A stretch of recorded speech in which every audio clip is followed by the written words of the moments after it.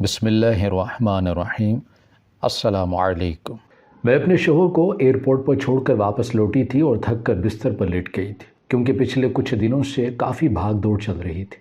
پہلے میرے شوہر نے جانے سے پہلے شاپنگ کی، پھر رشتہ داروں سے میل ملاقات کا سلسلہ شروع ہوا، اور اب جانے کا دن آیا تو پھر ہم سب ایئرپورٹ تک گئے۔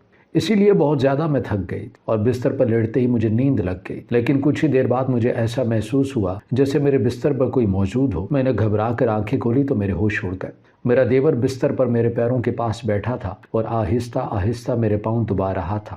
اپنے پیروں پر اس کی انگلیوں کا لمس محسوس کر کے میری تو جان ہی نکل گئی تھی۔ میں نے گھبرا کر اسے دیکھا اور پوچھا کہ تم یہاں کیا کر رہے ہو؟ تو وہ کہنے لگا کہ اینی، تم صبح سے کام کر رہی تھی، تھک گئی ہوگی، اسی لیے میں پاؤں دبا رہا ہوں۔ اس کا انداز بالکل نارمل تھا، جیسے کوئی عجیب بات ہی نہ ہو۔ میں نے پریشانی سے کہا کہ میں اینی نہیں ہوں، میں نائلہ بھابی ہوں، غور سے دیکھو۔ وہ کہنے لگا کیا ہو گیا ہے؟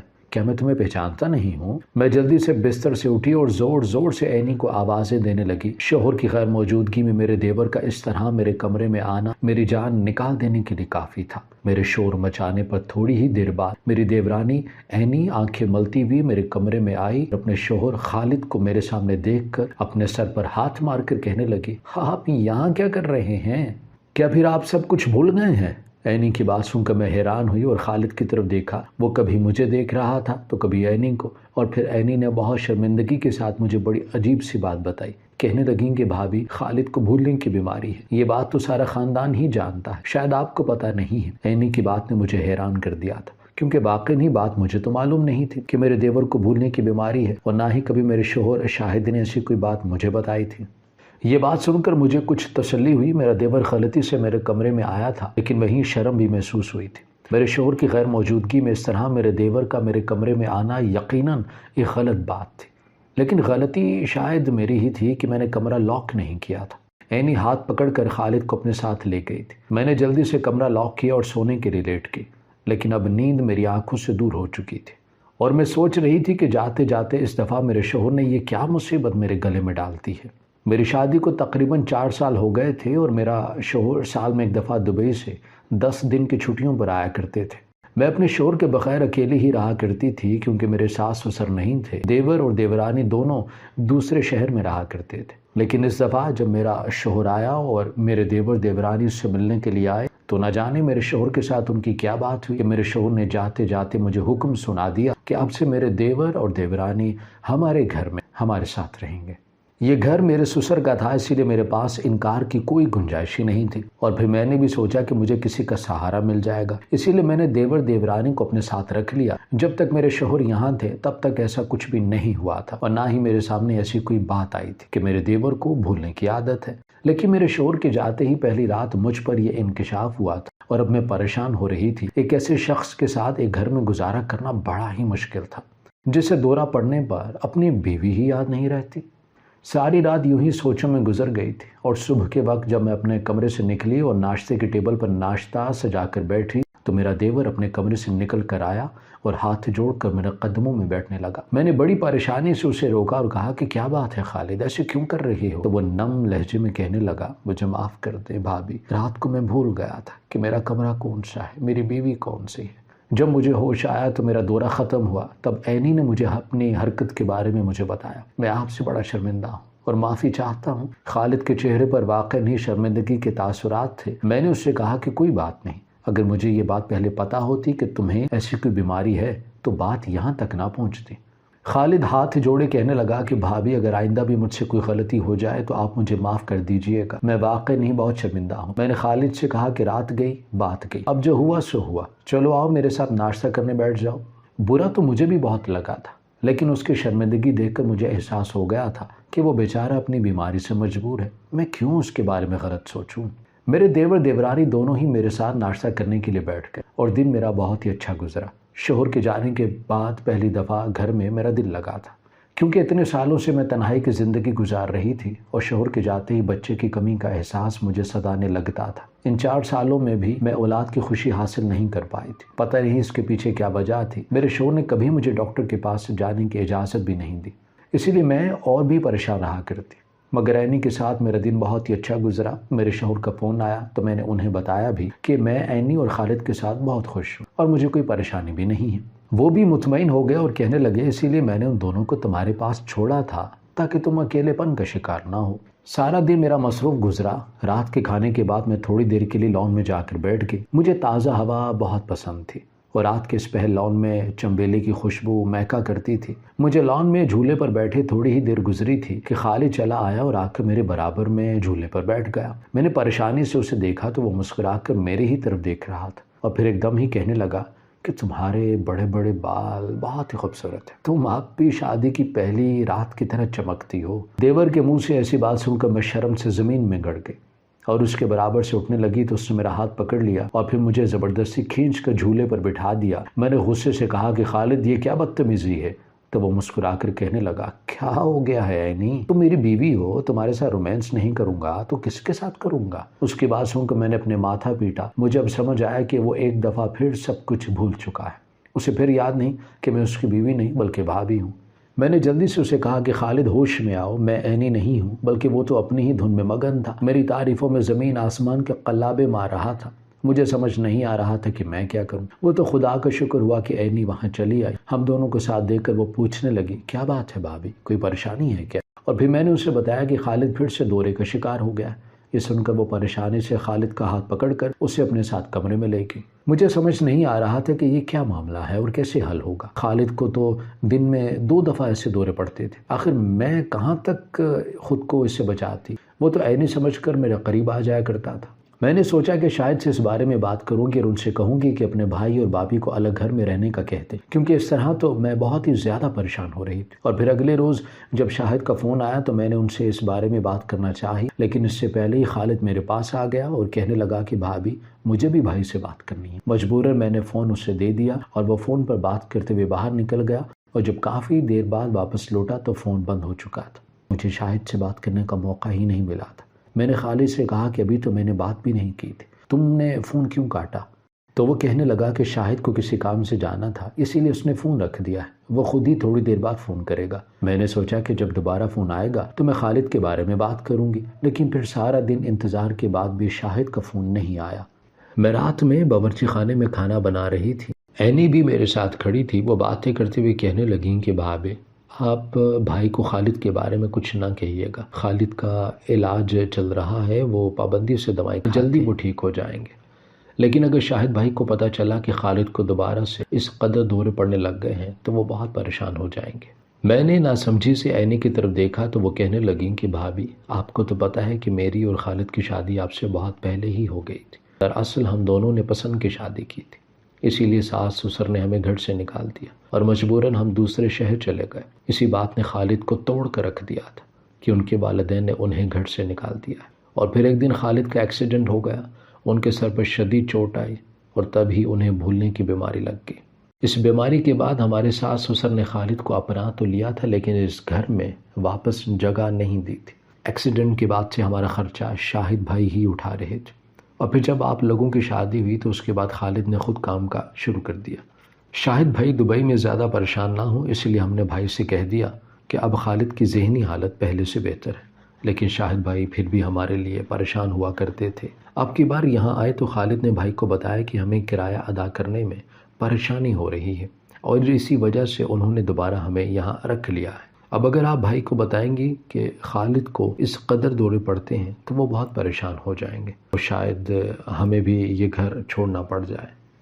عینی روتے ہوئے کہنے لگی کہ اپنی بیماری کی وجہ سے خالد صحیح طرح کوئی کام نہیں کر پاتے، اگر ہمیں واپس کرائے کے گھر میں جانا پڑا تو ہمیں پھر فاقے کرنے ہوں گے، آپ ہم پر رحم کیجئے گا۔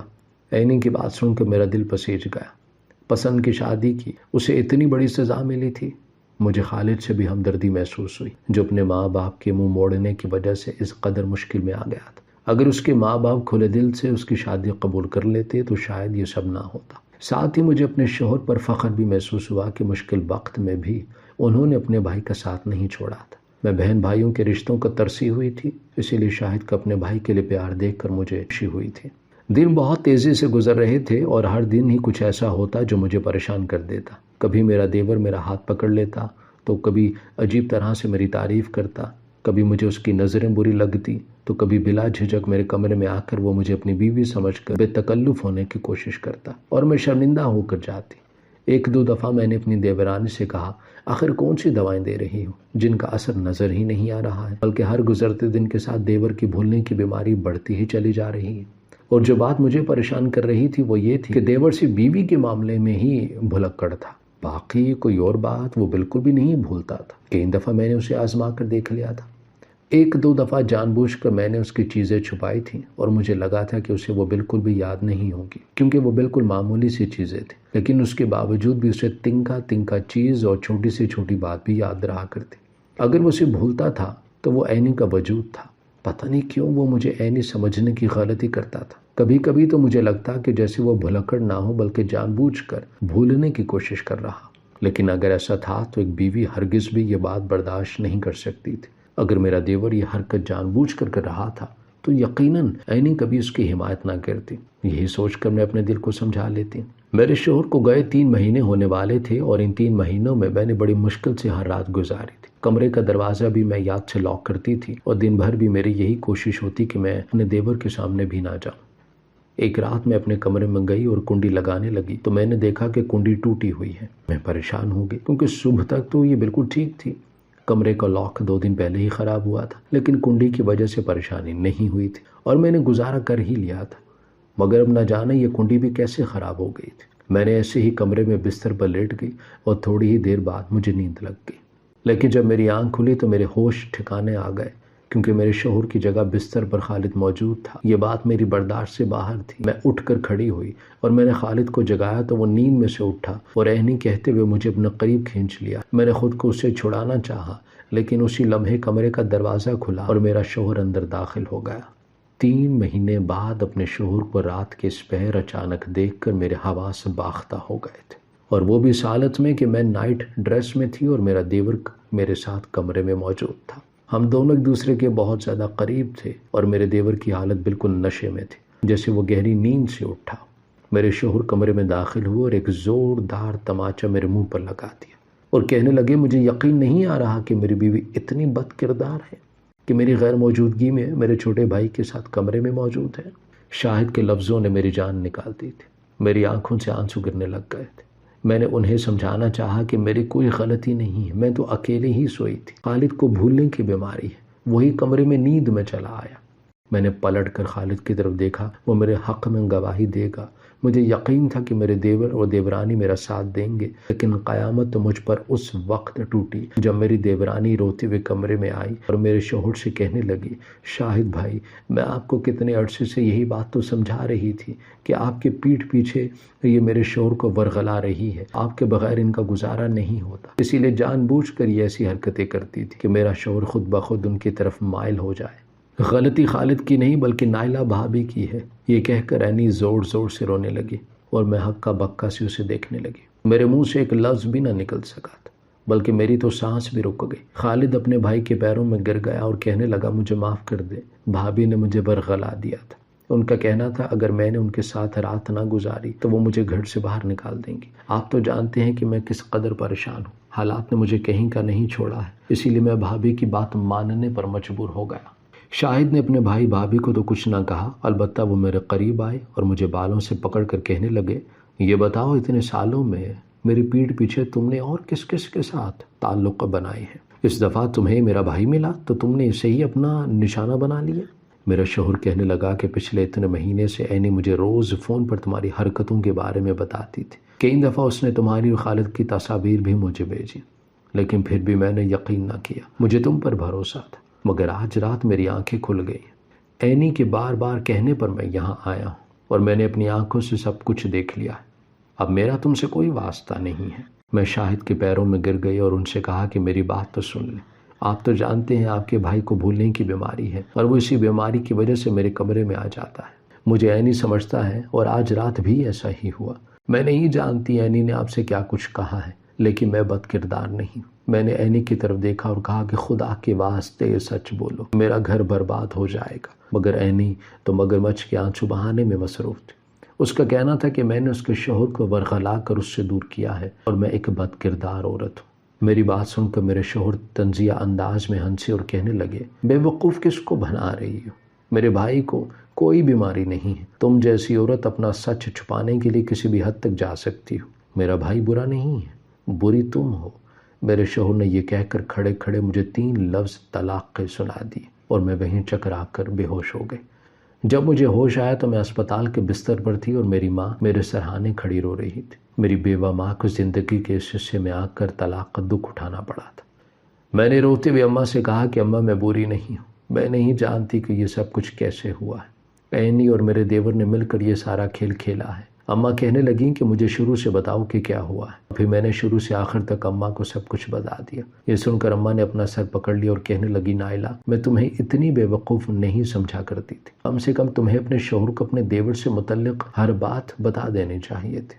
اور پھر سوچنے والی بات تو یہ ہے کہ یہ سب کر کے تمہارے دیور کو کیا حاصل ہوگا، اس نے یہ جھوٹ کیوں رچایا ہے اور اس کی بیوی اب تک اس کا ساتھ کیوں دے رہی تھی؟ ورنہ کوئی عورت یہ برداشت نہیں کر سکتی کہ اس کا شوہر کسی دوسری عورت کے قریب بھی جائے، اور تمہاری دیورانی تو پچھلے کئی مہینوں سے یہ بات برداشت کر رہی تھی۔ یقیناً دونوں کا کوئی نہ کوئی مقصد ضرور ہوگا۔ میں نے اماں سے کہا کہ اب میں کیا کروں گی، میرا تو گھر اجڑ گیا۔ کہنے لگیں کہ ایسے شخص کے ساتھ گزارا کرنے کا کیا فائدہ تھا جسے تم پر 2 ٹکے کا اعتبار بھی نہیں تھا۔ اس نے تمہاری کوئی بات نہیں سنی اور تمہیں طلاق دے دی۔ جب تم بے ہوش ہوئی تو تمہاری دیورانی کا فون آیا تھا، اس نے بڑی بے حسی سے تمہیں لے جانے کا کہا تھا اور میں اکیلی تمہیں رکشے میں ڈال کر یہاں تک لائی۔ یہ کہہ کر اماں کی آنکھوں میں بھی آنسو آ گئے۔ میں 2 دن ہاسپٹل میں ایڈمٹ رہی اور پھر اماں کے ساتھ ان کے چھوٹے سے گھر میں چلی آئی۔ میں جاننا چاہتی تھی کہ میرے دیور دیورانی نے میرے ساتھ ایسا کیوں کیا تھا۔ میری قریبی سہیلی کو جب میری طلاق کا علم ہوا تو وہ مجھ سے ملنے کے لیے آئی اور میں نے اس سے مدد مانگی کہ میں اس کے ذریعے سے سچائی جاننا چاہتی تھی۔ وہ میرے کہنے پر راضی ہو گئی اور اگلے دن برقع اوڑھ کر میری دیورانی کے پاس پہنچ گئی اور اسے کہا کہ وہ کام کاج کے لیے گھر تلاش کر رہی ہے۔ میری دیورانی نے فوراً اسے کام کے لیے رکھ لیا، کیونکہ پہلے گھر کا سارا کام میں ہی کیا کرتی تھی اور میرے آنے کے بعد وہ اکیلی رہ گئی تھی۔ میری دوست نے اس گھر میں نوکری شروع کر دی اور پھر اس کے توسط سے مجھے پتا چلا کہ میرا شوہر دوسرے ہی دن واپس لوٹ گیا تھا، اور پھر آہستہ آہستہ میرے دوست نے میری دیورانی کا بھروسہ جیتا اور سارے سچ کا خلاصہ ہو گیا۔ میری دوست نے میرے دیور اور دیورانی کے درمیان ہونے والی بات چیت سن لی تھی اور اسے سمجھ آ گیا تھا کہ میرے ساتھ اتنا بڑا ظلم کیوں کیا گیا ہے۔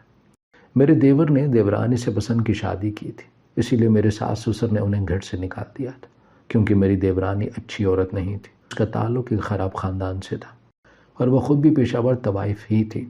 میرے دیور نے اس کے چکر میں پڑھ کر اپنی زندگی برباد کر لی تھی۔ غصے میں میرے سسر نے اسے گھر سے نکال دیا اور وہ اپنی بیوی کو لے کر دوسرے شہر میں چلا گیا۔ میرے سسر نے نہ صرف اسے گھر سے نکالا تھا بلکہ اپنی زمینوں سے بھی عاق کر دیا تھا۔ میرے سسر کے نام پر کافی زمینیں تھیں، لیکن میرے شوہر کو زمینداری سے کوئی غرض نہیں تھی، اسی لیے وہ سب کچھ چھوڑ کر دبئی چلے گئے تھے۔ البتہ ان زمینوں کا پیسہ ہمارے بینک اکاؤنٹ میں آتا رہتا تھا اور یہ بات میرے دیور کو معلوم تھی۔ وہ جائیداد میں اب اپنا حصہ چاہتا تھا، لیکن ساری جائیداد میرے شوہر کے نام ہونے کی وجہ سے وہ حصہ نہیں مانگ سکتا تھا۔ اس کی بیوی نے اسے یہ راستہ دکھایا کہ بھائی کی غیر موجودگی میں وہ بھابھی کو قابو کرے اور پھر آسانی سے سب کچھ حاصل کر لے۔ ان دونوں کا ارادہ تھا کہ وہ میری تنہائی کا فائدہ اٹھائیں گے، میری کمزوری کے ذریعے مجھے قابو کریں گے اور پھر بلیک میل کر کے پیسہ حاصل کریں گے۔ لیکن جب وہ پہلی دفعہ میرے کمرے میں آیا اور اس نے میرا رد عمل دیکھا تو وہ جان گیا کہ میں کردار کی مضبوط ہوں اور اس کے جھانسے میں نہیں آؤں گی۔ اسی لیے وہ لوگ دوسرے منصوبے پر عمل کرنے لگے اور جان بوجھ کر اس کی بیوی نے اسے بیمار کر کے ثابت کیا، اور میں اتنی بے وقوف تھی کہ ان لوگوں کے جال میں آ گئی۔ نہ ہی میرے دیور کو بھولنے کی بیماری تھی اور نہ ہی وہ کوئی شریف آدمی تھا، بلکہ جائیداد کے حصول کے لیے اس نے اپنے کردار کو ایک طرف رکھ کر میرے ساتھ تعلق بنانے کی کوشش کی تھی۔ اور حیرت کی بات تو یہ تھی کہ اس کی بیوی کو بھی یہ بات گوارا تھی، شاید اس لیے کیونکہ وہ خود بھی خاندانی نہیں تھی بلکہ طوائف تھی۔ ایک طرف میرا دیور کمرے میں چکر کاٹنے لگا تو دوسری طرف میری دیورانی موقع دیکھ کر ہماری تصاویر بناتی اور میرے شوہر کو بھیج کر یہ بات کہتی کہ میں تنہائی کی وجہ سے اپنے ہی دیور کے ساتھ بے تکلفی پیدا کر رہی ہوں۔ مستقل 4 مہینے ایک ہی بات سننے کے بعد اور پھر اپنی آنکھوں سے دیکھ لینے کے بعد میرے شوہر نے مجھ پر رتی برابر بھی بھروسہ نہیں کیا اور فوراً ہی مجھے طلاق دے دی۔ میری دوست نے خود خالد اور عینی کو بات کرتے سنا تھا۔ وہ کہہ رہے تھے کہ ہم بھابھی کو نکال کر گھر کے مالک تو بن گئے ہیں، بس اسی طرح اب زمینیں ہمارے نام ہو جائیں اور شاہد بھائی راستے سے ہٹ جائیں تو سب کچھ ہمارا ہو جائے گا۔ جب میری دوست نے مجھے یہ بتایا تو مجھے بڑا ہی افسوس ہوا کہ یہ کیسا زمانہ آ گیا۔ سگے بھائی نے ہی دولت کی خاطر دوسرے بھائی کا گھر اجاڑ دیا، اور بھائی بھی وہ جس نے نہ صرف سینے سے لگایا تھا بلکہ گھر میں لا کر دوبارہ سے جگہ دی تھی اور خرچہ تک اٹھا رہا تھا۔ اس سے زیادہ اور کیا چاہیے تھا؟ لیکن ہوس نے ان دونوں کو اندھا کر دیا تھا۔ انہیں پوری جائیداد کی لالچ تھی۔ میرے دوست نے ان کے گھر سے کام چھوڑ دیا تھا اور میں نے بھی سب معاملہ اللہ پر چھوڑ کر خاموشی اختیار کر لی۔ کچھ مہینے ہی گزرے تھے کہ میرے پاس میرے شوہر کا فون آیا۔ وہ رو کر مجھ سے معافی مانگنے لگا کیونکہ اسے کسی طرح حقیقت پتہ چل گئی تھی۔ دراصل میرے دیور نے 2 نمبر طریقے سے زمینیں اپنے نام کروانے کی کوشش کی تھی اور وکیل نے یہ بات میرے شوہر تک پہنچا دی اور پھر انہیں باقی سارا معاملہ بھی سمجھ آ گیا۔ انہیں اب اس بات کا پچھتاوا تھا کہ انہوں نے ہماری 4 سالہ شادی شدہ زندگی کو 4 منٹ کا موقع بھی نہیں دیا۔ لیکن اب پچھتانے سے کیا ہو سکتا تھا؟ میں نے اپنے شوہر کو معاف کر دیا کیونکہ میری طرح وہ بھی خالد کے جھانسے میں آ گئے تھے، لیکن اب ہمارے درمیان کوئی رشتہ نہیں رہا تھا۔ میں نے خاموشی سے انہیں معاف کرنے کے بعد فون بند کر دیا تھا۔ آج میں اپنی بیوہ ماں کے ساتھ تنہا زندگی گزار رہی ہوں۔ نہ ہی میرے لیے رشتے آتے ہیں، نہ ہی میں شادی کرنا چاہتی ہوں۔ میں آپ لوگوں سے جاننا چاہتی ہوں کہ مجھے کیا کرنا چاہیے۔ کیا میں اسی طرح اپنی بیوہ ماں کے ساتھ تنہا زندگی گزار دوں یا پھر پرانے زخموں کو بھول کر زندگی کو دوبارہ سے موقع دوں؟ کیا آپ نے بھی آج کے دور میں خالد جیسے بھائی دیکھے ہیں جو دولت کے لیے سگے بھائی کو ہی برباد کر دیتے ہیں؟ ہماری ویڈیو اگر آپ کو پسند آئی ہے تو ضرور لائک کیجیے، اپنی رائے دینا چاہیں تو کمنٹس کیجیے، اچھی لگے تو شیئر کیجیے۔ اس کے ساتھ ساتھ اگر آپ نے ہمارا چینل سبسکرائب نہیں کیا تو ضرور کیجیے اور بیل آئیکن پر لازمی کلک کیجیے تاکہ ہماری ہر آنے والی ویڈیو آپ تک بر وقت پہنچ سکے۔